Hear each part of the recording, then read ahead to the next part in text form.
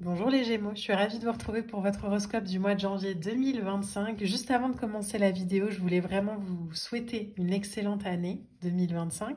J'espère qu'elle sera remplie de bonheur, de joie, de pureté, de bienveillance, de rire, de moments de partage pour vous et pour tous les gens que vous aimez. Qu'elle soit douce, paisible et harmonieuse. Aussi fort et puissante que vous le désirez. Voilà les Gémeaux. On commence tout de suite du coup votre horoscope pour le mois de janvier. Vous le savez, sur Instagram je suis chronométrée, donc du coup je suis obligée d'aller assez vite dans cette petite intro. Alors les Gémeaux, pour ce mois de janvier, qu'est-ce qu'on a? Ok, première lame qui sort pour vous, on a un 2 de bâton. Ok, un 2 de bâton. Alors, le 2 de bâton, c'est pas étonnant, hein, ça peut nous parler évidemment des fameuses résolutions de janvier. En tout cas, le 2 de bâton, c'est souvent une mise en place avant une mise en œuvre. Elle peut nous parler de besoin de voir le monde, elle peut nous parler de planifier son avenir, de planifier la suite, d'idées qui se transforment comme ça peu à peu en chemin du succès, de planification, pourquoi pas, d'un voyage. Le 2 de bâton, ça peut être un voyage.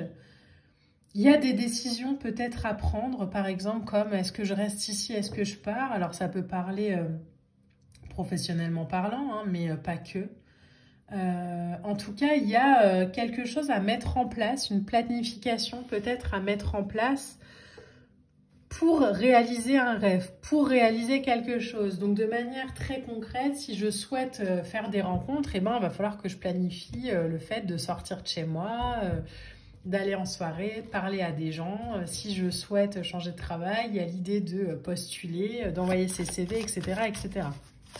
Créer son entreprise, voilà, adopter vraiment l'idée qui vous parle le plus. Mais en tout cas, il y a cette sensation de je me projette, je visualise, je planifie. On a le jugement derrière. Donc sur ce mois de janvier, soit vous avez déjà eu l'appel, vous avez ressenti cet appel, cet éveil même, je dirais, soit c'est quelque chose que vous allez vivre sur janvier. Il y a l'idée de force de vie comme ça qui revient, où on prend conscience des choses, où on prend le temps aussi de vivre quelque chose, on précipite rien. Donc on était peut-être bien dans son travail et puis en fait sur cette fin d'année on se rend compte qu'on a besoin de vivre autre chose. Mais ça demande beaucoup de planification, ça demande de changer peut-être ou de sortir d'une zone de confort qu'on avait depuis quelques temps et du coup bon bah voilà. Mais il y a vraiment cette sensation de ne pas précipiter les choses. On prend des décisions pour changer de cap, on planifie pour changer de cap, mais on y va tranquille. On y va tranquille, il n'y a rien qui presse. On sait que de toute façon, on a entendu l'appel et qu'on ne reviendra pas en arrière. Mais justement, on a confiance et on y va, quoi. On y va à notre rythme, on y va en confiance. On a l'huile de bâton derrière. Donc les choses, elles sont vraiment alignées pour vous, hein, les Gémeaux. Le 8 de bâton, c'est les énergies de l'univers qui s'alignent pour vous accompagner, pour vous permettre aussi de vous réaliser. Il n'y a pas d'embûche, il n'y a pas de fausse joie ou de fausses croyances ou de faux éveil ou de faux... Non, en fait, tout est juste, tout est aligné, mais juste, voilà, ça demande d'avancer en confiance, ça demande d'avancer dans la foi, ça demande de pas se chercher non plus d'explication à ces moments de grâce parfois dans la vie où... on ne sait pas pourquoi on a cet appel ou ce réveil ou voilà qui vient et en fait ok c'est le moment, c'est le bon timing, c'est la bonne personne. Là où avant on n'avait peut-être jamais eu envie de s'engager, là on rencontre quelqu'un et bim, on s'engage avec lui. Pourquoi on ne sait pas, mais juste parce que c'est comme ça. Donc ouais, il y a un fort potentiel là pour vous sur ce mois de janvier, mais encore une fois dans la paix, dans l'introspection aussi, l'ermite.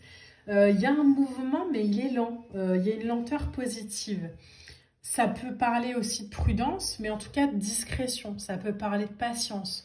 Alors, si vous rencontrez quelqu'un et que vous n'êtes pas encore dans l'idée d'officialiser le truc devant tout le monde, on peut nous parler, ok, ben pour l'instant ça reste discret, en février-mars on verra, on l'officialisera peut-être, mais pour l'instant on vit sa vie pour soi, on vit les choses pour soi.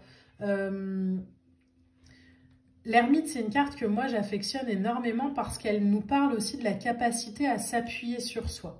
Elle nous parle aussi de la solidité qu'on a quand on est ancré, quand on est en confiance. Donc il y a beaucoup de spiritualité dans la carte de l'ermite, il y a beaucoup de cheminement, il y a beaucoup d'intériorité, mais il y a une nécessité aussi de travailler avec une énergie à l'intérieur plutôt qu'à l'extérieur. Donc, 2 de bâton au-dessus, vous voyez, 2 de bâton ermite, c'est ok, je planifie. Je vais peut-être pas dire tout de suite à tout le monde ce que j'ai en tête. Je vais peut-être pas, voilà, si j'ai envie de déménager, de voyager ou je sais pas quoi, je vais peut-être le garder encore un peu pour moi, le temps de mettre en place. Et puis après, bon, bah, je verrai, on en parlera peut-être. C'est un conseil qui est important, les Gémeaux, parce que souvent, on a l'impression que les gens vont être heureux autant que nous quand on a des révélations. Et puis se rendre compte que bah, souvent, ils parlent à partir de leur peur et du coup, ça peut faire un peu tomber le truc, quoi. Donc là, c'est non, c'est en fait, ok, j'ai eu cet appel, cet éveil, je sais que c'est important pour moi. Je vais juste prendre le temps de le planifier et puis après, j'en parlerai. 9 de denier, juste après, c'est encore cette idée de planifier sur le long terme. C'est l'idée de construire un plan solide sur le long terme. Le 9 de denier, il vient après le 8, c'est le résultat de la persévérance. Donc, on a une richesse là qui est à portée de main, on a de l'abondance qui est à portée de main.